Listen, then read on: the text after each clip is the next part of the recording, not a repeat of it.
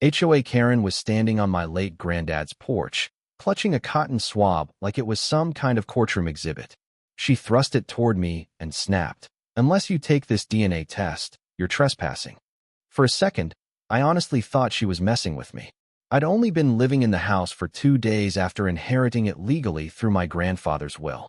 But this woman, this bleach-blonde clipboard-carrying nightmare of a neighbor, had decided she was judge, jury, and DNA investigator for the entire block. The sun had barely come up, and there she was, acting like this was some medieval royal family tree showdown. I didn't even catch her name at first. She introduced herself as President Karen Matthews of the HOA, like she was some kind of federal authority. Her sunglasses were slid halfway down her nose as she gave me a once-over like I'd broken into the Smithsonian instead of being the sole living family member of the man who built this home with his bare hands. My grandfather had lived here for over 4 decades, and I spent every summer helping him mow lawns, fix fences, and binge old westerns on the saggy couch that somehow lasted through 3 generations. But apparently, that history didn't count.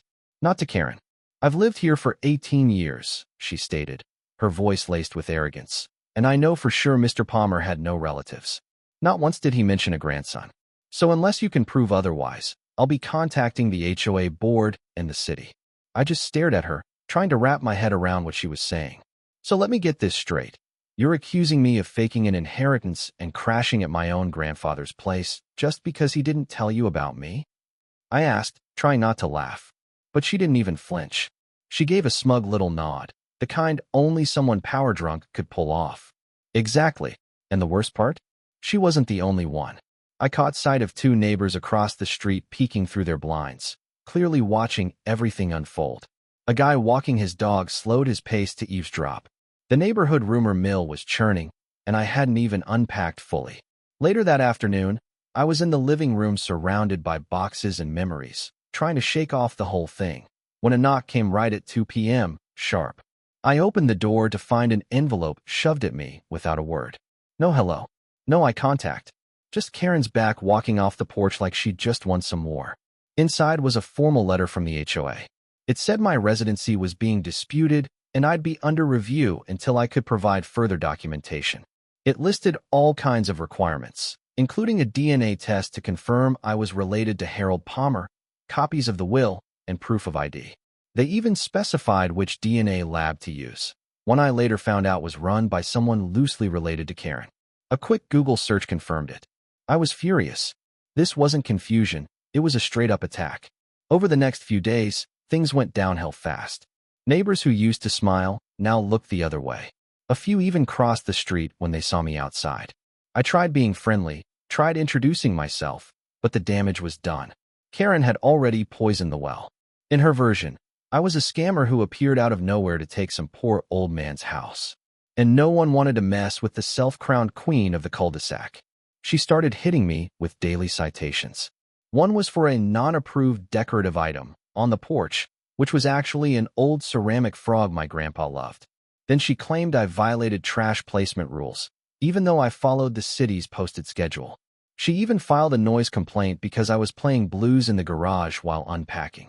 It was 3 p.m. on a Saturday. She wasn't letting up, and I realized fast, this wasn't about me personally. It was about her needing control.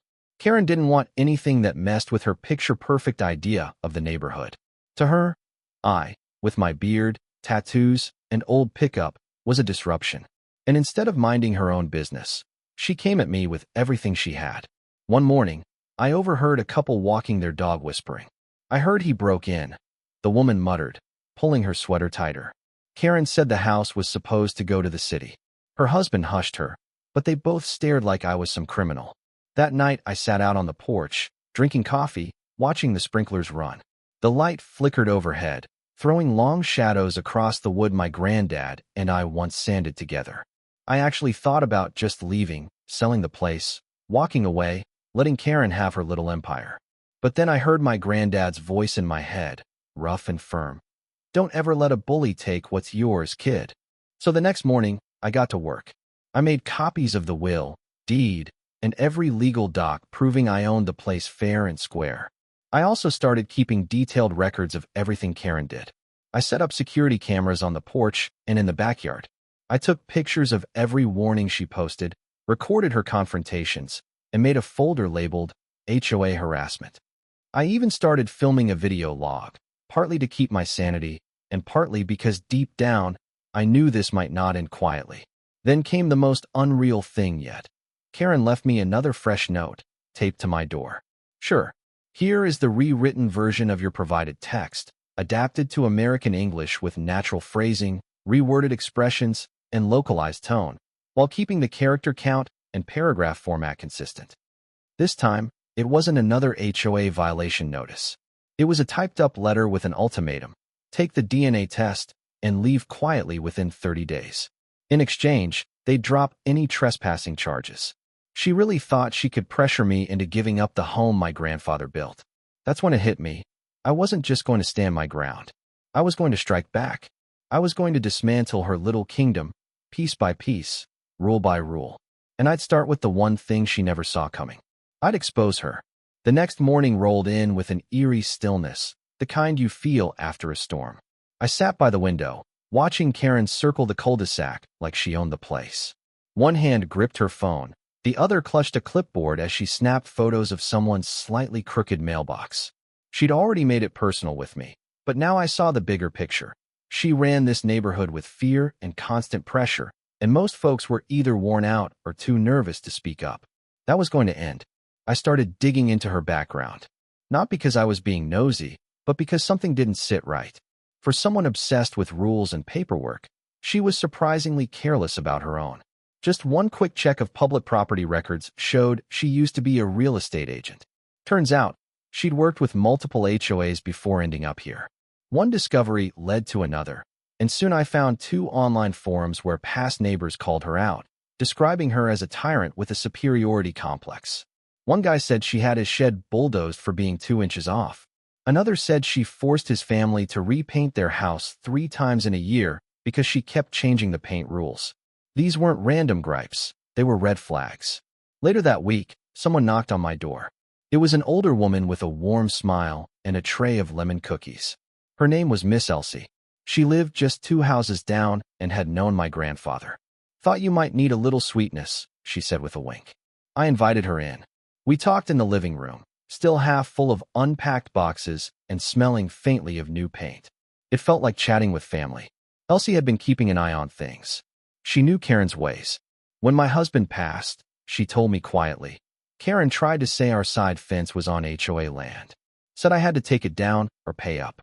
Her husband George had built that fence in 1975. It wasn't about the fence. It was about how far she could push, she said. I asked why she didn't stand up to Karen. She let out a weary sigh and looked away. Most of us tried once. Then we saw she had the board wrapped around her finger. Eventually, people gave up. I showed her the DNA demand letter. She slowly shook her head and told me something I won't forget. Karen doesn't care about truth. She only cares about control. The second she meets someone she can intimidate, she loses it. That night, I realized I had something no one else did: proof, grit, and nothing left to lose. Over the next few days, HOA notices flooded in. I got one for too much gravel on the side of my driveway. Another cited unapproved exterior decor, which turned out to be a hanging plant my grandfather put up years ago. Karen even started snapping pics of my garbage cans from every angle, probably hoping to nail me for how they were placed. Anytime I stepped outside, I felt her eyes on me, like a hawk waiting to pounce. But what she didn't know was that I had flipped the script. My security cameras were recording everything. Every time she crept onto my land. Every time she whispered into her phone while hovering near my fence. One night, she came by in the dark and ran her fingers along the siding. I have no clue what she was looking for, but the footage made it clear she was overstepping, and I was documenting everything. I kept a detailed record of every bogus citation, every minute she loitered, every quiet complaint I heard from others. I backed it all up digitally, made paper copies, and even started building a timeline of her harassment. The deeper I went, the messier it got. I found out her cousin ran the DNA lab she insisted I use. Funny how she never mentioned that in her official letter.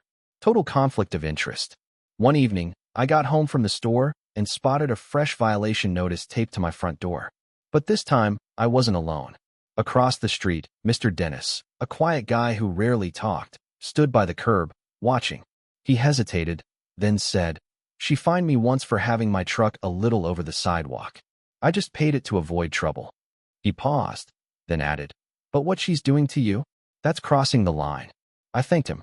His words meant more than he probably knew. People were watching, and some of them were finally starting to question her grip. That night, I replayed my footage and caught a clip of Karen muttering under her breath, "I'll find something. I always do. He doesn't fit in here." Her voice dripped with bitterness, the kind that had nothing to do with HOA rules and everything to do with personal spite. It wasn't about regulations, it was fixation, plain and simple. By Friday, I had compiled over a dozen recordings, not against me, but against her. Footage of her sneaking into my yard, fiddling with the back gate, hinting at bogus violations, and even one where she's on speaker telling her cousin, "Don't worry, I'll make sure he takes the test from your lab." That one was gold. Karen, meanwhile, kept up appearances for the neighborhood. She threw a cleanup event, handed out flyers with her face on them, and posed next to trash bags she never even touched. I showed up just to watch. Neighbors smiled, took pics, but the vibe was different. A few even gave me subtle nods. Quiet support was starting to build. One morning, I found a notice in my mailbox, not from the HOA, but the city's zoning office. Turns out Karen had filed a report claiming I'd made illegal changes to my house. I hadn't touched a thing, but the claim triggered a formal inspection for the following week. That's when I realized Karen had taken things up a notch. It wasn't just about pressure anymore. She was trying to wear me down through red tape. But she didn't understand. I wasn't leaving. Not only was I ready, I was done playing nice. The more she pushed, the more I documented. And soon, I'd have everything I needed to take her down from the inside. Karen thought she had control. She saw herself as feared, untouchable, in charge. But what she missed, I had nothing to prove, but everything to defend. And while she was busy playing Queen Bee, I was quietly becoming the storm. A week after the zoning stunt, I decided enough was enough. Karen had tried everything short of hiring a marching band to scream accusations around my house, and I was over it. She wanted that DNA test so badly. Fine. She'd get one, but with a twist. That morning, I wrote a formal letter, full legal format, notarized style language, and dropped it in her mailbox. It read, "In response to your persistent demands regarding my genetic relationship to my grandfather, I agree to participate in a DNA test, provided that you, Karen Matthews, also submit to a test proving your authority over the Palmer estate or any legal connection that gives you jurisdiction to dispute my inheritance." The silence that followed was perfect. For once, Karen had nothing to say. She disappeared for 2 days. No warning letters, no death stares from across the street, no flyers about fence paint or garbage cans. I'd have thought she gave up if I hadn't seen her blinds twitch every now and then. She was home. She was watching, but this time unsure. While I waited for her next play, I started rallying quiet allies. I began small, with a fake neighborhood newsletter I named Karen's Kingdom Chronicles. Inside, I used real quotes from Karen's HOA emails, her complaints, and a timeline of all her antics, written in a sarcastic, funny tone that made people laugh instead of cringe. I didn't sign it, just dropped off copies on doorsteps early in the morning. By midday, the neighborhood was buzzing with low-key giggles. People were reading, and they were remembering. Miss Elsie came to my door first, newsletter in hand, smiling like a kid with a secret. "This is the best thing that's happened here in a decade," she said. "I think folks forgot who lives here, not just who runs it." That gave me confidence to keep going. Each new edition highlighted more of Karen's double standards, approving her own roof without a vote, building a patio without permits, and using HOA funds to redo her front steps while delaying repairs elsewhere. Then came the big HOA meeting. Karen sent formal invites, clearly rattled by the newsletter but desperate to reassert control. It was held in her backyard, framed as a routine meeting. But the agenda had one clear point: illegal occupation of Palmer residents. I showed up with my friend Todd, a lawyer who despised HOAs and loved courtroom-style drama. About 20 neighbors came too. Some folded their arms, skeptical but curious. Others stood off to the side, whispering. Karen walked out like she was filming a reunion episode, clipboard in hand, smile forced and tight. She kicked off with a speech about safety, property value, and uncertainty around new residents. Then she turned to me, clearly hoping for a show. Instead, I calmly hooked up my laptop to the mini projector I'd brought and pressed play on a short video. First, her note demanding a DNA test. Then clips of her sneaking into my yard at night. Then, audio of her voice. "Don't worry, I'll make sure he takes the test." Sure, here's the rewritten version in natural American English, keeping the original length and meaning intact, without altering quotes or adding any extra content. Footage from your lab showed her messing with the side gate and zooming in on my mailbox using her phone. The last clip captured her smacking a fake citation onto my door while chuckling to herself. The room went still. My attorney rose and addressed the group in a calm, steady voice. "What you've just seen qualifies as harassment, trespassing, and abuse of authority. Also, Mrs. Matthews' request for a DNA test holds no legal weight and could easily be viewed as defamatory." He passed around copies of the valid will and legal documents confirming the inheritance. "My client is the rightful owner of this home. Any further interference will bring legal consequences." Karen opened her mouth to respond, but nothing came out. Her lips moved like a fish out of water. When she did manage to speak, her voice was high and shaky. "This is a setup. He's twisting everything." But nobody said a word. Nobody stepped in for her. Some neighbors quietly walked away. Others stuck around, just to watch the meltdown unfold. The next day, she covered the neighborhood in a last-minute HOA flyer labeled "The Truth About the Palmer House." It was an unhinged, poorly written rant accusing me of hacking her cameras, bribing neighbors, and scheming to take over the HOA. It was so ridiculous I laughed out loud reading it. But underneath the comedy, something bigger was happening. Her grip on power was slipping. More neighbors started coming to me in private. Some apologized for staying silent before. Others told me their own stories. Threats over faded paint, warnings about flag colors, petty fights over flower pots. Everyone had their own Karen moment. They'd just been waiting for someone to step up first. That's when Todd sparked an idea. If Karen loved the rules so much, we'd turn them against her. We dug into the HOA's bylaws, word by word. It was boring, tedious work, but it paid off. We found multiple violations. Karen had authorized spending without full board approval, skipped filing yearly budgets, and ignored voting procedures when picking board members. On paper, she wasn't just a pain, she was a legal nightmare. With that, we wrote up a formal complaint and passed around a petition to force a board vote on her removal. We only needed 1/3 of the homeowners.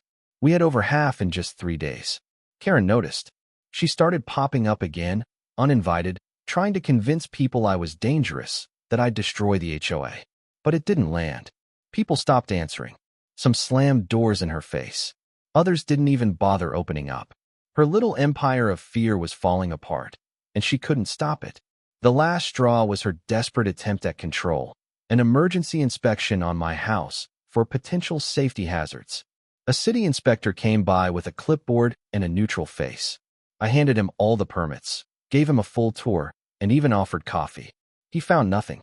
Karen showed up halfway through and insisted he check the attic for hidden renovations. He politely shut her down, telling her unless she had a legal complaint or a warrant, she had no say in city inspections. She stormed off, red in the face and visibly shaking. That evening, I was on the porch with Miss Elsie and a few neighbors when we heard shouting from Karen's house. Lights flickered. A door slammed. Then everything went quiet. Elsie took a sip of tea and said, "I think she just figured out the kingdom has no more subjects." For the first time since I moved in, the street felt calm. But I knew it wasn't over yet. Eviction was coming, and I intended to make it hit harder than any citation she ever handed out. The momentum had shifted. Everyone could feel it. Karen's silence wasn't peace. It was the stillness before the storm. After the failed inspection and that HOA meeting meltdown, I figured she might back off. Maybe take some time to think about what she'd done. But Karen wasn't a reflect and learn type.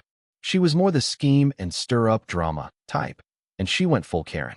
One morning, I woke up to find a notice not only on my door, but on every door in the neighborhood. It looked like an official HOA letter at first. The logo was pixelated, the layout was sloppy, and the wording was weirdly hostile.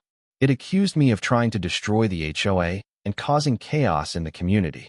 It hinted at legal action, mentioning violations of neighborhood unity. But then came the wildest part. Karen claimed I forged the will. She said she had a different version of my grandfather's will, one that left the house to a local veterans charity. She didn't include a copy. She didn't name the organization. And she definitely didn't explain how she even got a private legal document. But that didn't stop her from marching it around. She spread her accusations to any neighbor still willing to answer the door. To some, she whispered that I was living under a fake name. To others, she spun a new lie, claiming I was a con artist scamming elderly people. I heard the rumors come back to me, each one more outrageous than the last. She was spiraling, clinging to control as it slipped through her fingers. But it was already over. The petition to oust her had taken off. Miss Elsie had become the heart of the movement, visiting homes with cookies and warmth, gathering signatures with the kind of charm only she could offer. Neighbors who'd stayed silent for years were finally speaking up. Fences left broken, fines without cause, meetings canceled without warning. Everyone had a story. Even her most loyal followers began to pull away, unwilling to sync with her. The board, once too afraid to act, was now falling apart. One night, Greg and Melissa, two longtime members, showed up at my place. They looked tense but resolved. Greg began. He said they'd served under Karen for more than 6 years and watched her cross the line too many times. "We didn't know how bad it was until you stood up," he said. Melissa added, "We were afraid. She's not stable. She made us believe she'd ruin us if we opposed her." I didn't blame them. Karen had ruled through fear for nearly 10 years. Owning up takes guts. Walking away takes even more. We teamed up to build the final case. With my collected evidence, neighbor testimonies, and board members ready to flip, it was all coming together. The vote was set for next Friday. Naturally, Karen fought back. She called for a last-minute emergency neighborhood meeting, claiming she had proof that would destroy me. I went, not because I was worried, but because I was curious. Her backyard looked like a courtroom setup. A folding table piled with papers, a small speaker, even a homemade banner that read "The truth must be known." She walked out in a stiff blazer, clutching a manila envelope like it held her last hope. Her hands shook as she opened it and pulled out a printed page. "Ladies and gentlemen," she said, "I have DNA results proving this man is not Harold Palmer's grandson." There were gasps. Some real, most likely staged. She handed out the paper, but when I looked at it, I recognized the logo, her cousin's shady lab. The date was wrong. The format was off. And the reference number didn't match the certified lab results I had. I stepped forward calmly. "What you're holding is fake," I told them. "And I can prove it." I gave Greg my own folder. Inside were notarized copies of the real DNA test, my birth certificate, and the officially recorded will. "This isn't just about a test," I said. "It's about someone who abused their power for way too long." Karen came unglued right there. Her voice hit a screech. Her words didn't make sense. She accused me of planting documents, said everyone was blind. When someone tried to ease the tension, she slapped the folder out of Greg's hands and stormed into her house, slamming the door hard enough to shake the street. The vote happened the next day. It was held at the community center, and the place was packed. Not just with neighbors, but with energy. People weren't just mad, they were done. Greg and Melissa stood up and announced the vote to officially remove Karen Matthews as HOA president. Ballots were counted right then and there. The result? Unanimous. Not a single vote for her. Karen didn't even show. That afternoon, an official notice was delivered to her house, stripping her of all authority, board access, and financial control. She was out. But karma wasn't through. Once she was gone, the board dug into HOA finances from the past 5 years. They uncovered unauthorized expenses, home upgrades funded with HOA money, payments to companies owned by her family, and fake maintenance jobs. It was enough for legal charges. She was served within 2 weeks. The neighborhood came alive again. People were talking, laughing, waving. Someone even planned the first block party in years. The tension lifted. One evening, I passed her house. A man was hammering a "for sale" sign into the yard. She was leaving, not just voted out, but brought down by her own actions. As I stood there, Miss Elsie came up beside me and said she thought she ran this place. But she forgot one thing. A neighborhood isn't a throne. It's a shared space. I nodded, soaking in the peace, the stillness, the breeze that no longer carried tension. Karen once demanded a DNA test to prove I belonged. In the end, All she proved was that she never did.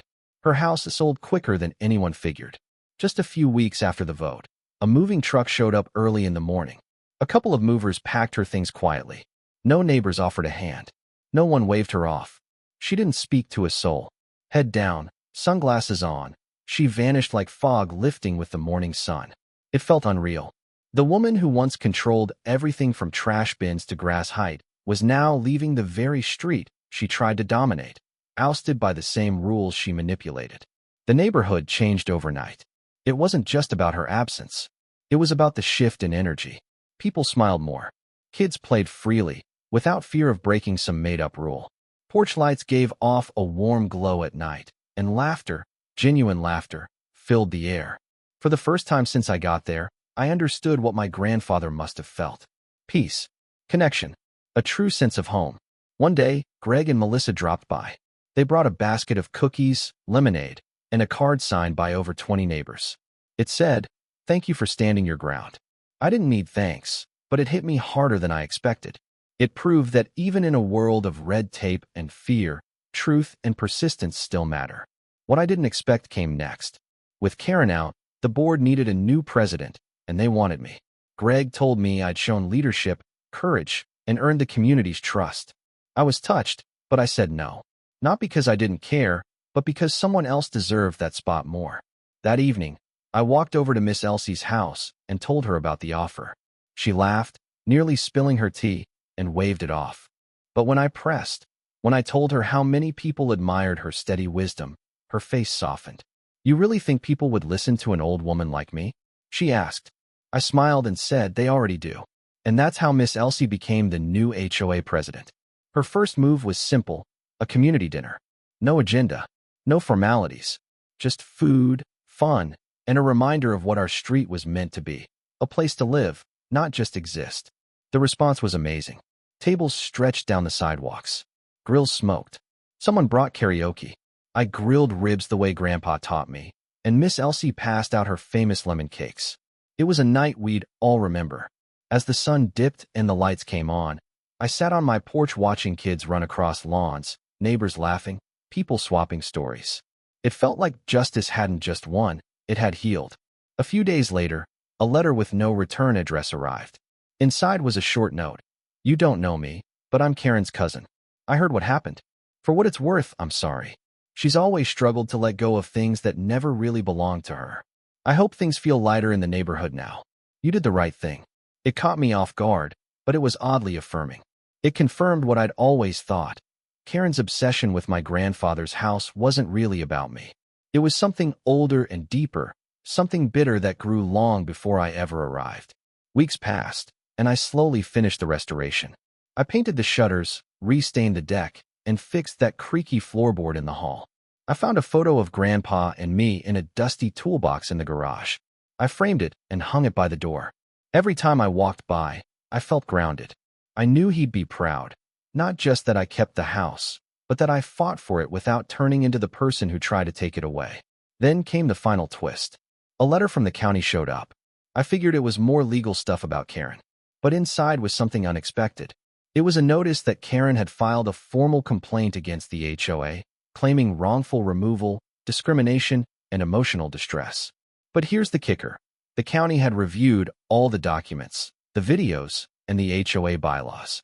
Not only did the removal stand, but now they were digging into Karen's shady handling of HOA money and her ties to the DNA lab that faked the report. I didn't have to lift a finger. She walked right into the mess she created. Word later got around that her accounts were frozen while things were being looked into.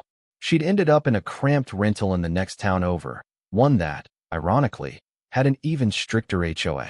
Rumors were already flying. She'd been hit with 3 fines, one for a wind chime, and the others for her patio furniture not meeting code. It was almost too perfect. Still, I didn't cheer. I didn't rub it in. Truth is, when someone loses everything because of their own actions, that's justice in its purest form. She built her own little prison out of control, and once she lost that control, there was nowhere left to run. Now when I sit on the porch in the evening, tea in hand with Miss Elsie, or just chatting with neighbors passing by, I can't help but marvel at how different life feels now. Karen tried to define me with paperwork, lab tests, and constant suspicion. But what really shaped how people saw me here was choosing to stand firm. The house doesn't feel like a battleground anymore. It feels like home. Same creaky porch steps, same crooked old mailbox, same yard where my grandpa once taught me how to use a hammer while building birdhouses. Only now, it's filled with something even better, peace. Eventually, a new family moved into what used to be Karen's place. A young couple, with a baby and a golden retriever. I walked over to greet them with a smile and a plate of brownies. No DNA kits. No crazy requests. Just a neighbor saying hello. As we stood there talking about trash schedules and mailbox keys, I realized something had shifted for good. Some people passed down homes. Others passed down what they stood for. And sometimes, the most important thing you can pass along is the courage to protect what's right. That's how you leave behind more than walls and deeds. You build a place that reminds people what community is all about.